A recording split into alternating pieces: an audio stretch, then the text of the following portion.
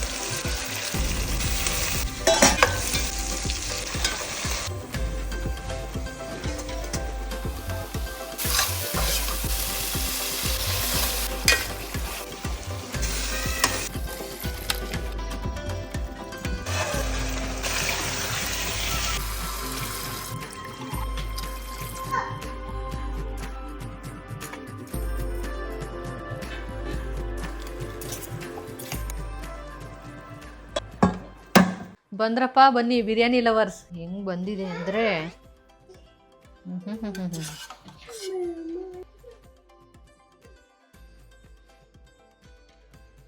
ಇದು ನಮ್ಮ ಪೇಜಲ್ಲಿ ತೋರಿಸ್ತಿರೋ ಒಂದು 6ನೇದೋ 7ನೇದೋ ಬಿರಿಯಾನಿ ಇರ್ಬೋದು. ತುಂಬ ಬಿರಿಯಾನಿ ರೆಸಿಪೀಸ್ ತೋರಿಸಿದ್ದೀವಿ. ಸೊ ನೀವೇನಾದರೂ ಹೊಸ್ದಾಗಿ ನೋಡ್ತಿದ್ರೆ ಜಸ್ಟ್ ಸ್ಕ್ರಾಲ್ ಮಾಡಿ ಚೆಕ್ ಮಾಡಿ. ಗಮ್ಮಂತಿದೆ ಮತ್ತೆ ನೋಡೋಕ್ಕೂ ಸೂಪರ್ ಆಗಿ ಕಾಣ್ತದೆ. ಚಿನ್ನಣ ಬಾಯಲ್ಲಿ ನೀರು ಬರ್ತಿದೆ.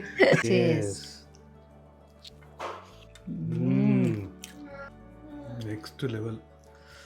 ಲಾಸ್ಟ್ ಟೈಮ್ ಬಿರಿಯಾನಿ ಮಾಡಿದಾಗ ನಾನು ಬಿರಿಯಾನಿ ಪೌಡರ್ ತೋರಿಸಿರ್ಲಿಲ್ಲ. ಎಷ್ಟು ಜನ ಬರೀ ಅದನ್ನೇ ಕೇಳ್ತಾ ಇದ್ರು. ಈ ಸಲ ಅದಕ್ಕೆ ಇದೇ ವಿಡಿಯೋದಲ್ಲಿ ಬಿರಿಯಾನಿ ಪೌಡರ್ ಕೂಡ ತೋರಿಸಿದ್ದೀನಿ.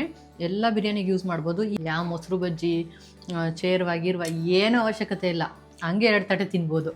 ಸೊ ಈಗ ಬಿಸಿ ಬಿಸಿ ತಿನ್ಬೇಕು ನಾವು. ಈ ವಿಡಿಯೋ ಎಷ್ಟಾಗಿದ್ರೆ ಲೈಕ್ ಮಾಡಿ, ಹಾಗೆ ನೀವು ಮಾಡ್ಕೊಳ್ಳಿ, ತಿನ್ಕೊಳ್ಳಿ, ಹಂಗೆ ನಮ್ಮ ಪೇಜ್ ಫಾಲೋ ಮಾಡ್ಕೊಳ್ಳಿ.